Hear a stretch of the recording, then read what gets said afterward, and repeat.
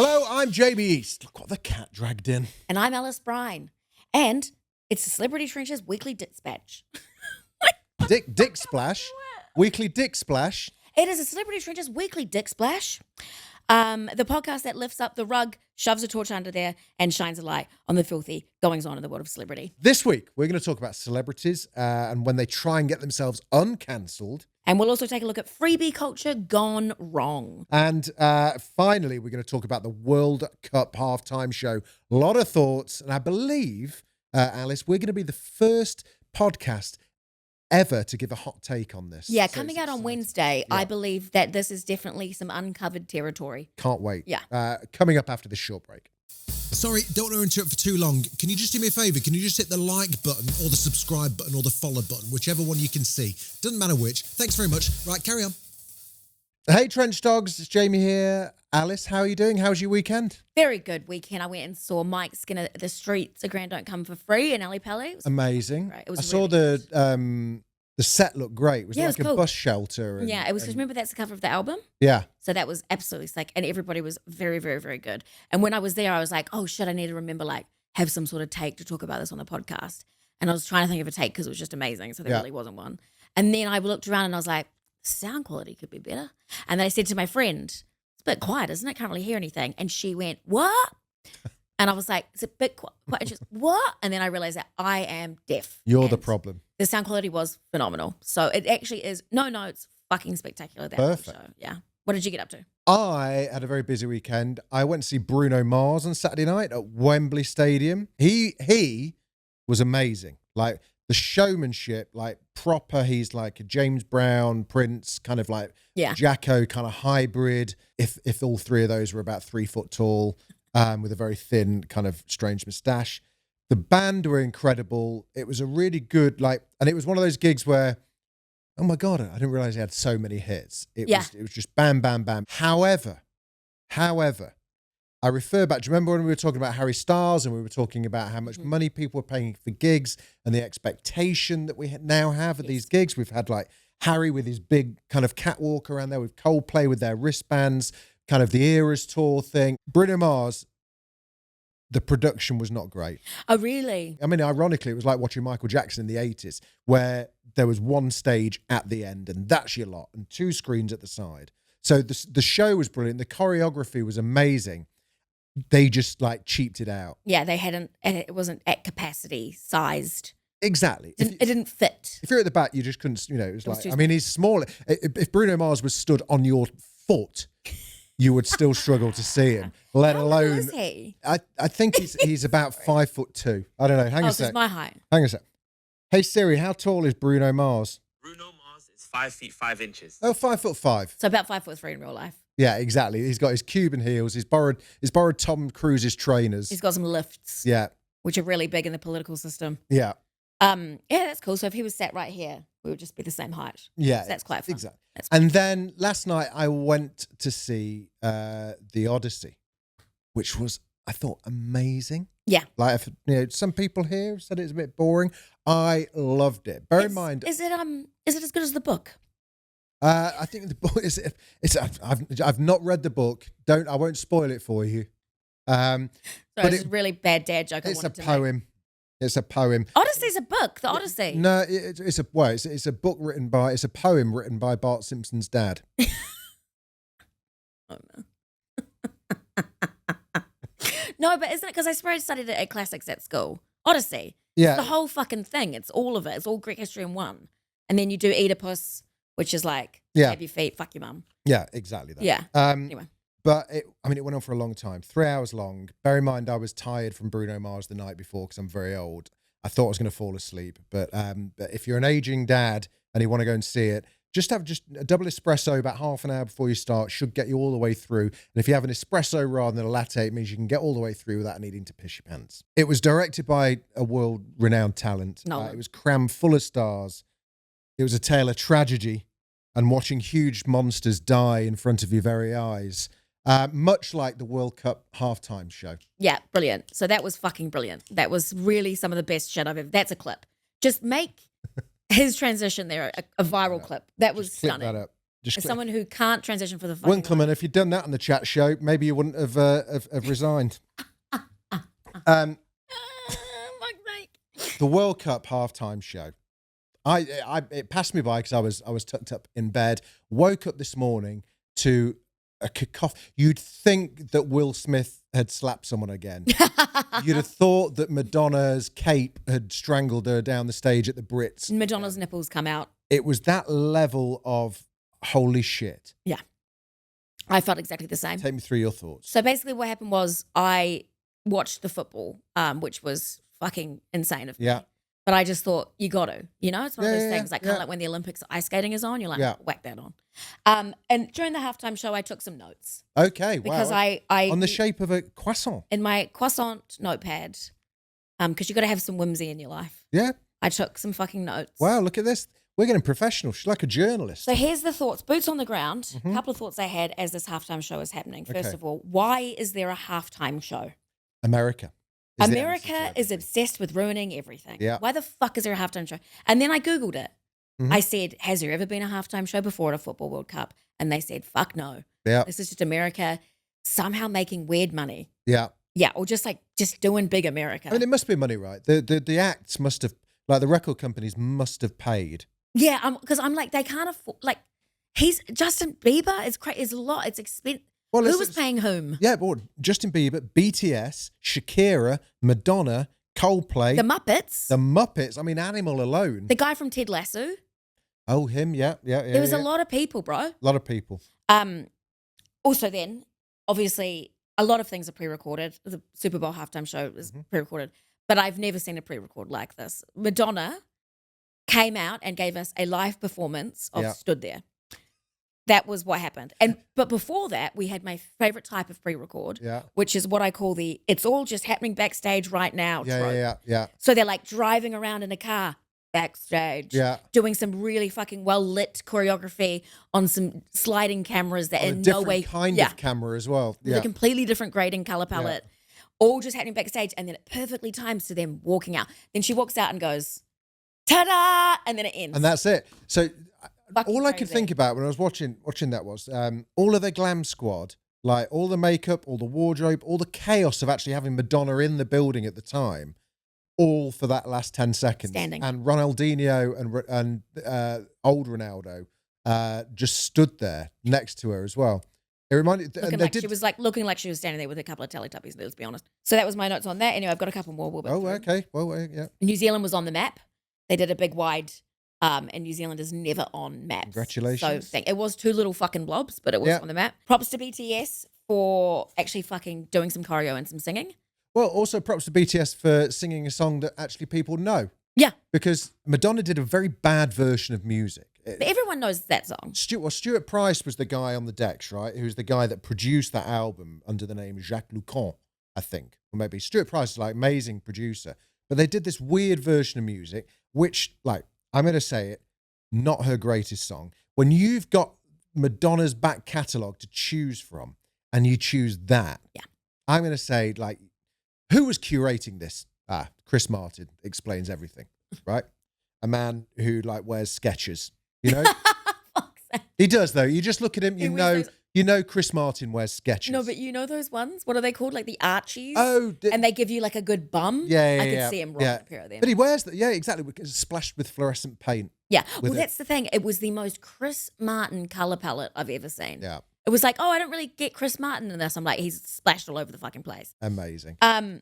Justin Bieber is a very good live singer. What the fuck is he doing there? Well, everyone was just like going, why does Justin Bieber look nervous? And he was very hunched, Well, if I may. that was he was trying to create an intimate moment. This is the other thing. Like, America decided to put Justin Bieber doing a sort of peaceful, little, quiet, sad song Yeah. during the World Cup fucking halftime. And I'm like, this culture has absolutely no idea Yeah. how to football. But also no idea how to entertain either, really, Yeah. because it's like, if you've got, like, BTS, like we say, were the only one, they did Dynamite, which is like big pop hit, everyone knows it. They had Shakira on, like, get her to do Hips Don't Lie, job done. We're a football top doing Yeah, it. She's yeah. all football. She's football sounding. You get Coldplay to do, I don't know, Viva La Vida. No, not, Loca. no, that was Ricky Martin, wasn't it? What was the one that they did? No, they've got a Viva one as well. They did Viva La Vida, and although I'd love to see Ricky Martin do that and see Coldplay doing Living the Vida Loca. I would think, yeah. You'd get Justin Bieber to do like Sorry. Sorry would be good. Yeah. Because I think the country owes us an apology. But all of them did songs that I would say are like B-side kind of like album track stuff. Yeah, not football-y. Where the fuck was Free From Desire? Do you know what I mean? Oh, Coldplay doing Free From Desire. That would actually be good. That would be good. They'd be good at that. Hey guys, come on, Freed From Desire, man. Come on, because it's bringing the people together. We're going to put you on the Free From Desire cam. Yeah. Who needs to be freed from their marriage by cheating on it? Caught yellow-handed. My baby's got me horny. It's got a strong release. Hey, come on, guys, together. They had the audacity to do Seven Nation Army, like one of the biggest like football songs in the world. Not only did they not have Jack White appear to kind of like take credit for his own song, they didn't even sing any of the words to it either. They just went, When? That was in the medley. That was in the halftime show. Yeah. Jack White was probably sat there eating cereal out the packet in his pants, just staying up for it. He was like, wait, hang on a minute. Have I signed this off? Why wasn't I invited? Just watching the money going. Because you look like the child catcher out of Chitty Chitty Bang Bang. You'll scare everyone, mate.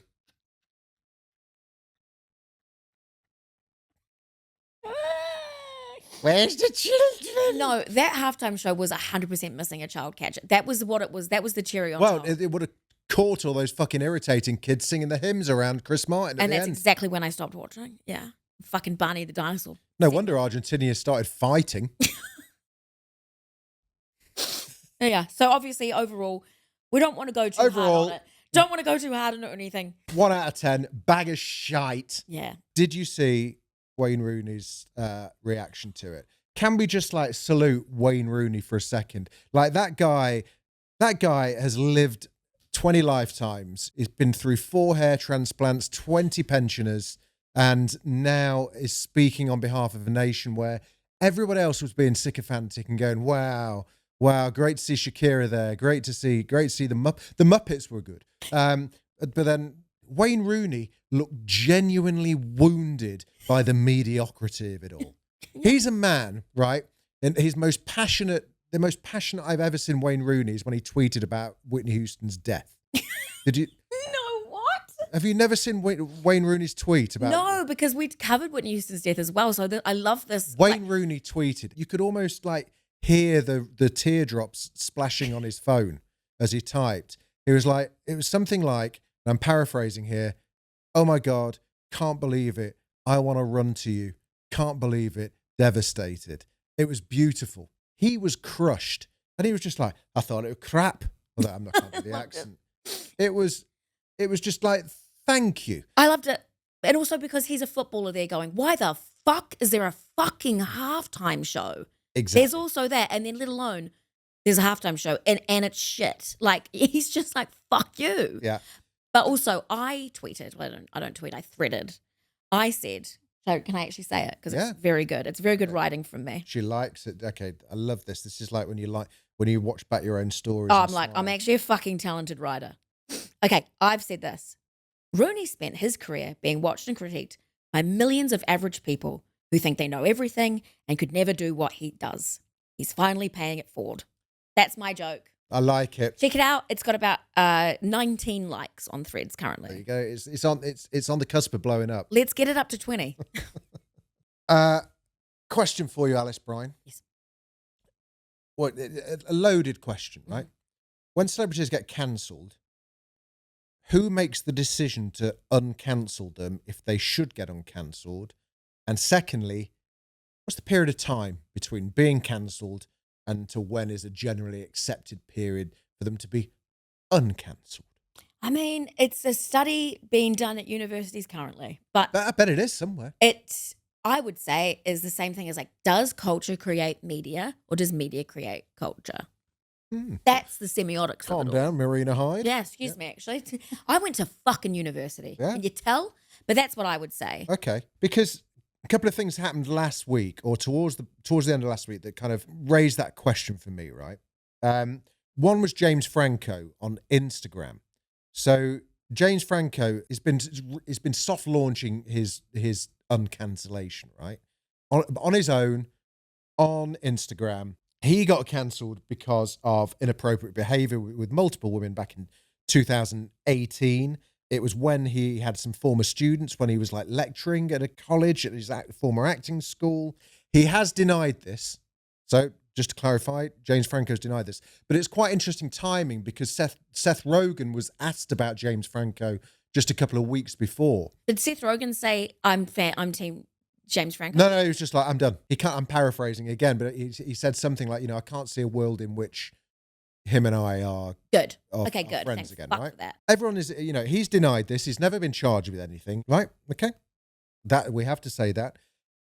Is he able to uncancel himself? He's got the right to do whatever he wants, right? But do you see a world in which he's allowed to slide back into acting in mainstream roles? We live in that world where men get to do whatever the fuck they want, like Jamie. Like it's not about is he allowed. It's like society will let him. Do you think? And I will fight it to the fucking end of my time. But there's just like he will just pop up in a movie one day. Yeah. And it will just be like, okay, I guess they just let him back in.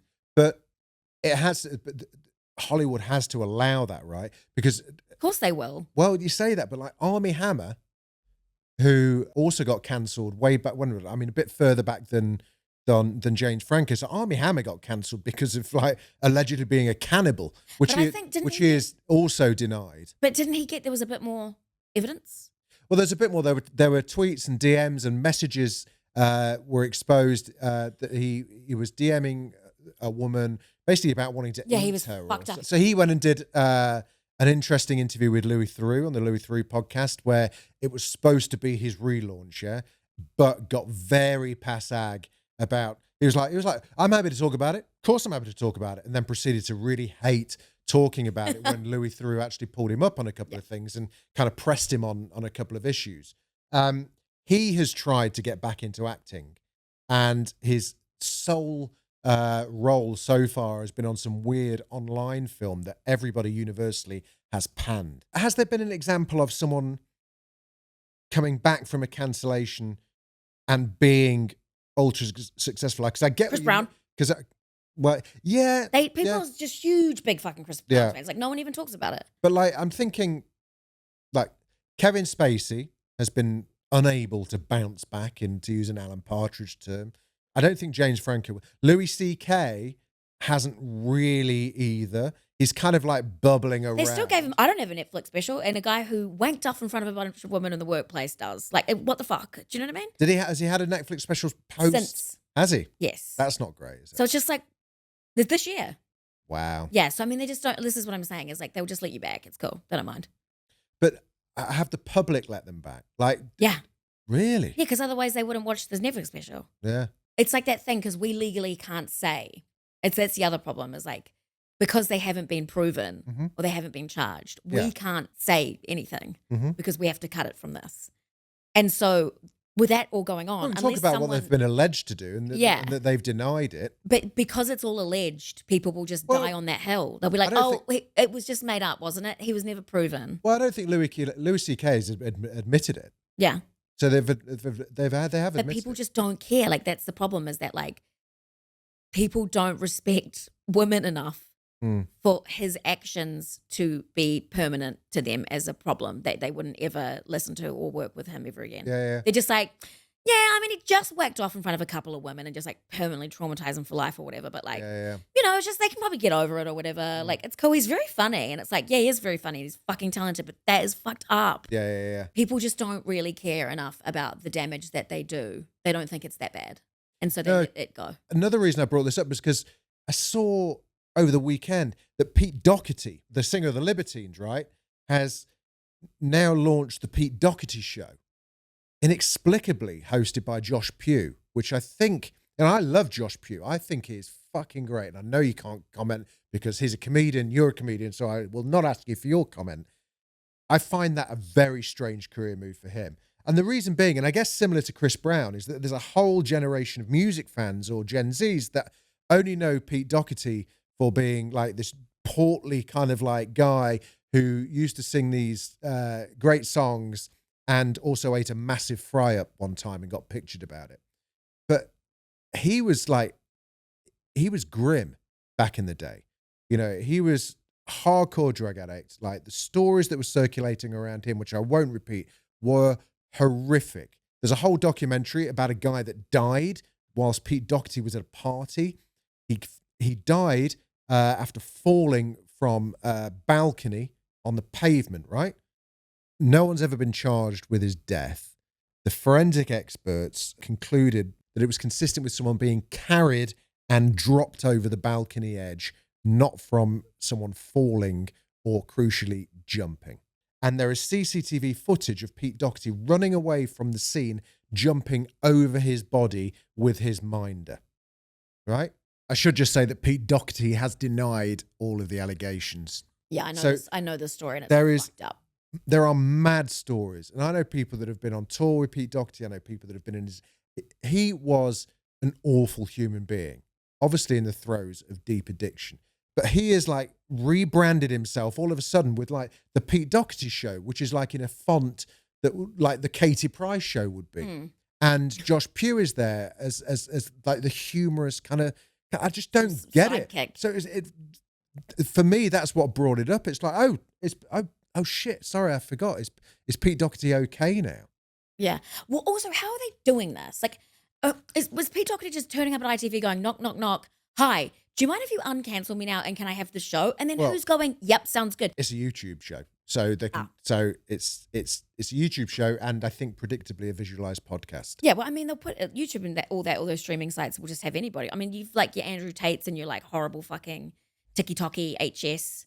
Andrew Tate, who was recently arrested in a beautiful Zara outfit. Loved it. Loved going that. out top with what a capri, fit and a gorgeous, beautiful capri with it was the best GRWM I'd seen in a long time. So fucking stupid. He had an ass that would not quit. Fucking piece of shit. Yeah. An ass that would not quit. But yeah, I also just get so sick of talking about these men doing dog shit things to people, whether it be like women and sexual assault. What women have ever been cancelled? Why do we? Well, fucking Winona Ryder. Well, Winona Ryder, yeah. This is the thing. Winona Ryder got cancelled for stealing an outfit. Yeah. Historically, men have stolen whole fucking countries. Yeah. And everyone's like, cool, let's make a statue about it. Yeah. The fuck are you talking about? Yeah. I just get so sick of talking about men doing dog shit things all the time and men having to talk about them again when they get uncancelled. When's International Men's Day? 19th of November. International Men's Day is every day this podcast comes out, James. You're right. Big up to all my men. The trench dogs. The trench dogs. The mensch dogs. Because Ellen got vilified and cancelled forever, and she will never have a show again by just being a little bit of a cunt. She was a bit of a cunt, which, like, I mean... If every TV host got cancelled for being like Ellen, like, then there would be hardly anyone on screen. Anyway, I do... Fuck James Franco, but I do like that movie he's in where he cuts off his arm. 127 hours. It's a fucking good movie, man. Yeah? Yeah. Anyway. I've got a James Franco anecdote. Okay. He was in a film called... So, diversion for a second, Trench Dogs. I've got a dreadful memory. Dreadful memory. And when I ran Holy Moly, we were that powerful. We were asked to put on a screening of, there was a film called This Is the End, which had Seth Rogen in it and James Franco. And it was written by the guy that writes with Seth Rogen, Evan, someone, I can't remember off the top of my head. And so we had a big cinema screening. Hundreds and hundreds of people came. And the surprise was that Seth Rogen and James Franco and this Evan guy, ironically, Evan Goldberg, thank you very much, Trench producer, were there and as a surprise, and I had to go out and introduce them. And I am dreadful at remembering people's names. Yeah, my mind just goes blank. So they're there. I'd interviewed them earlier on during the day for some other stuff. So we were there chatting away in the green room, having a good old laugh. I walk out into the cinema screen and stand there with my microphone going, thanks ever so much for coming to this special screening of This Is the End. Are you excited? Come on, I can't hear you. Are you excited? Well, you're going to be even more excited when I tell you that we have 3 amazing guests. We've got, please put your hands together For James Franco, yeah, oh my God. Evan Goldberg, oh my God. And, oh fuck, what's this guy's name? The actor that stood right in front of me at the side of the stage waiting to come on. James Franco and Evan Goldberg are already stood next to me on this. Oh fuck, what's this guy's name? Seth. And Seth, yeah, walks out and he's like, what did you call me, dude? Seth. Awful moment. Yeah, that's terrifying. We were due to go out for dinner afterwards. We did not go out for dinner afterwards. No, the Nobu reservation was in fact cancelled. It was rescinded. I have had this happen, but there's a trick. So just like drop the microphone as you say it. Drop the microphone. It's honestly better. Just, oh my God, like humiliate yourself by genuinely fucking dropping a microphone and then be like, and then run. Like, oh no, technical mistake. But the reason I mentioned James Franco is because he has kind of like soft launched his uncancelling on Instagram over the past like few days or maybe a few weeks. He's been doing these kind of like weird videos from home where he insists that he has discovered aliens living in his garden. And it starts off like with where he's teasing ahead that he's got proof of the existence of life outside of Earth. Have a listen or a watch to this. Hey guys, I'm gonna go out to the garage and see it, but I've been reading your comments, and I want to make it clear that this is not a hoax. This is real, and I guess I didn't make it clear last time. I think it's an alien. Okay, I'm saying it, an alien. And I'm going to go out there. I'm going to show you, okay? You don't have to take my word for it. I want to be clear that I'm only doing this to show you. That's it. And I honestly don't even know what I'm supposed to do. I don't have any guns or anything. So, like, I guess my weapon is the camera, proof, expose it. I don't know what's going to happen, but I'm going to do it. Okay? All right? That's it. I'm not crazy. I'm going to show you. Okay? That's it. Needless to say, I don't believe that aliens are in James Franco's garden. I do believe that he's having a nervous breakdown. Yes, there's also really a lot of bad acting going on. But my favorite thing is when celebrities who have been cancelled and completely delete social media then pull up on social media saying like, I've recently had to get social media again, as if they deleted their social media to protect their peace. And haven't been stalking like on their multitude of other accounts. With their PR agencies that they pay fucking millions for a year. Do you know what we should do a whole episode on, right? Is what celebrities' names are on Facebook that they use not to be discovered. Oh, yeah, like Lords. She's like a potato chip account. Yeah? Yeah. She's like Harry had one. Prince Harry had one as well when he was speaking to one. There's quite a lot of the pop. William. Yeah.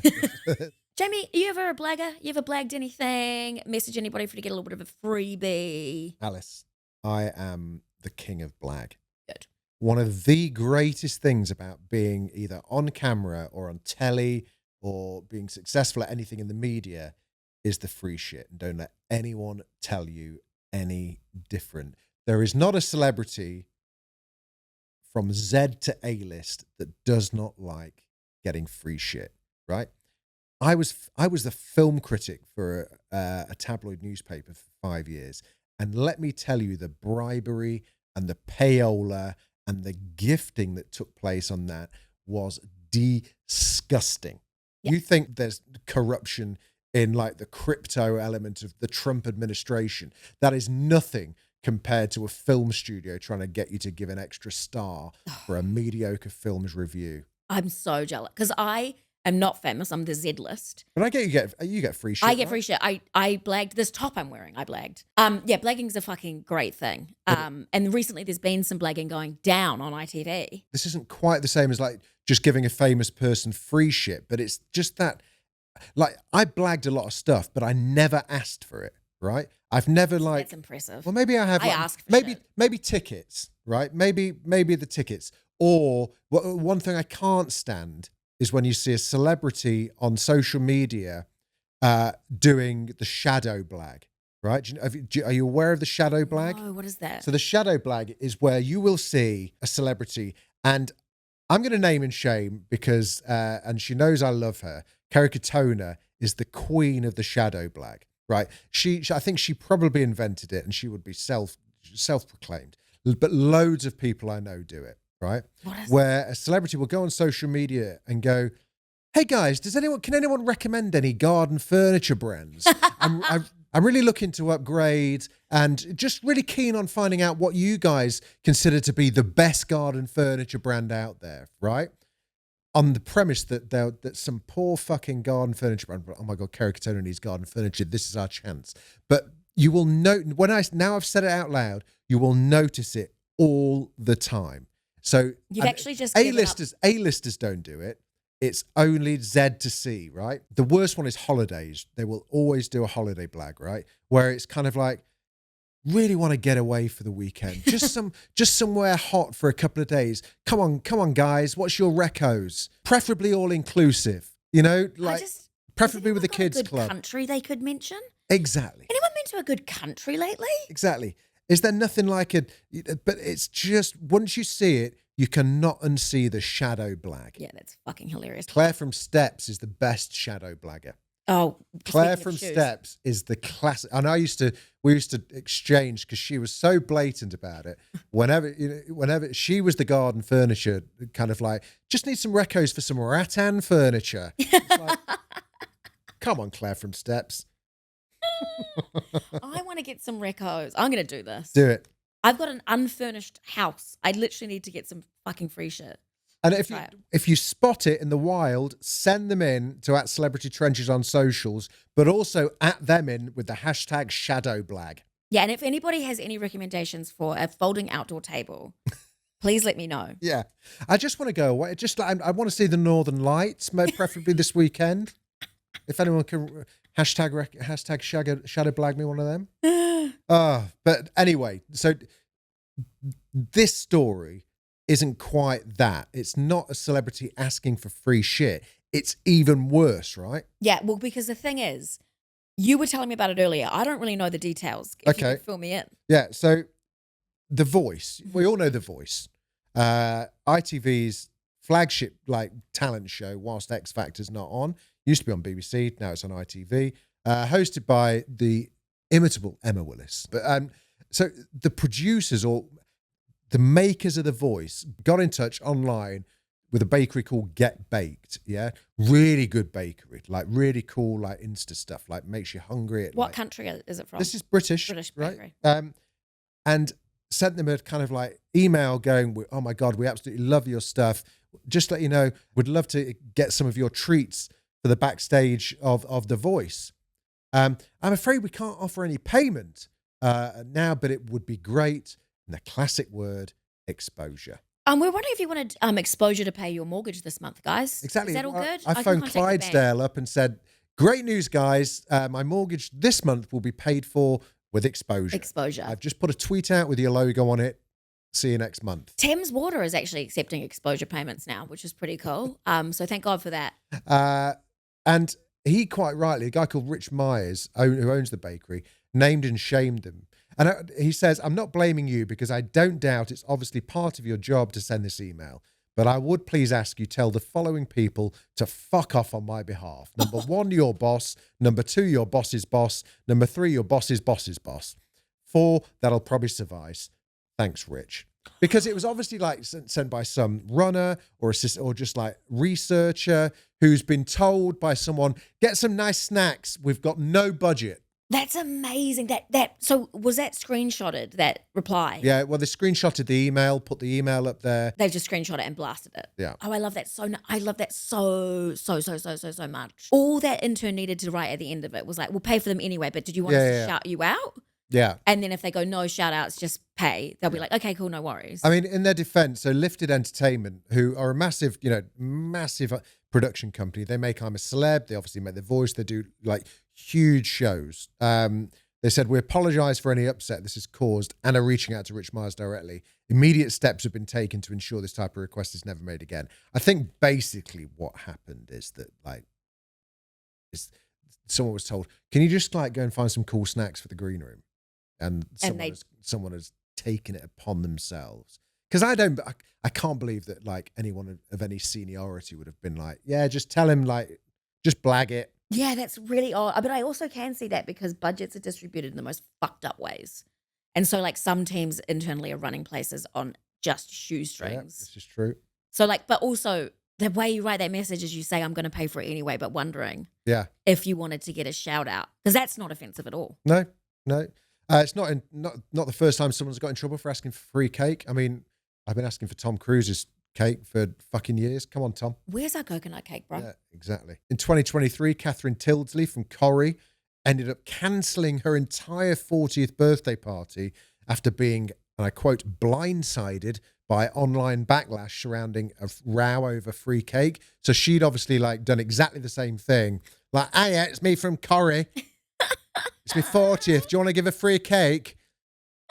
Like, all the cast will be there. They'll love it. It'll get on socials. Yeah, I don't know. I have no idea if that's how she talks, but I would imagine so, being from Corrie. Oh, my God. And then your friend of mine, Binky Felstead, not a character from Harry Potter, instead someone from Made in Chelsea, was publicly called out by a bakery owner, it's always cake, for seemingly asking for a free cake for her son Wilder's 3rd birthday in exchange for an Instagram post. I mean, why is that wrong? Why is it wrong for asking? Yeah, I mean, unless it's like a £1 million cake, I reckon that's not bad. Well, she asked for, but it's the same. It's the same principle. No, she was going to do an Instagram post. I mean, but they an can just say Instagram no. post isn't enough, is it? Well, I mean, but that's paying for something with exposure, which is wrong. It is, but you can ask and be told no and say no worries and then buy it. Well, she did ask. And she was told no, and everyone told her she was a fucking cheapskate for doing it. See, that's what's crazy because she's probably just going to. I don't know. That's like how the world works. I don't see how that's any different from. I think it's like saying we definitely won't be paying for this. That's fucking crazy. Yeah. But asking for it for free for a post when a post can do like kind of pretty well sometimes. I don't know. I think if you're also going to pay for it. Me trying to back myself up. Alice has actually been blagging her way through all of it. Yeah, I'm going to scan through a post and see. I stand by that. Every single item of clothing has been on an Instagram post at one point in its life going, pretty much. Hey guys, love this moisturizer. Until I start getting paid properly for other shit, then I'm going to ask for free. Hey, this is exposure. Anyway, I'm going to get cancelled for blagging. I can't wait. The Trench Dogs have been in touch. Listeners' comments. What have we got this week? There's quite a few. We've got a bit of flack about my comment on the Pitbull gig because It's your turn to be cancelled. Hooray. So what happened? We got a comment. I was talking about how it was going to the Pitbull concert was a really fun way for girls to get feral and dress up like fat bald men. Yep. I dressed up like a fat bald man and I got feral. Yeah. And the comments from some people, one person in particular, decided that I was being like a bad feminist. And they were like, feral? So what, women can't go out and have fun now? And I'm like, well, that's what I'm fucking saying.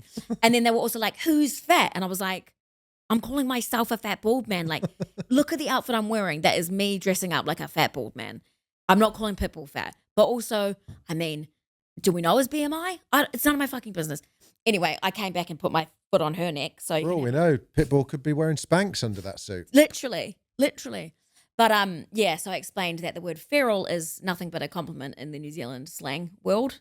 I mean, feral, yeah. The feral's kind of like, means it's like just when people loose, go a bit wild and cut loose. Yeah, exactly. And then being a fat bald man is me dressing up like a fat bald man. I'm not calling fucking Pitbull a fat bald man. Jesus Christ. Anyway. Take your thumb out your arse, love.